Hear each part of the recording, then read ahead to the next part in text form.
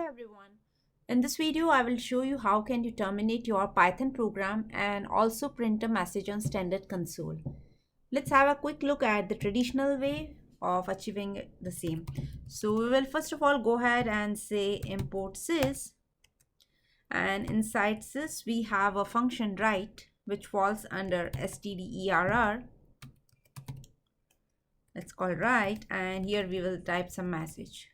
Now if I will run this code, you can see that at the bottom we are having messages, your message. Now the trick here is, do we really need these two lines? Can't we achieve the same thing in just one line?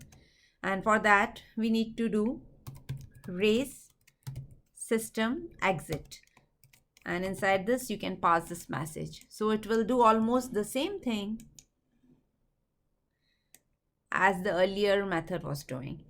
But here we are using only one line, and rather than returning string, you can also go ahead and return your non-zero code, whatever you want.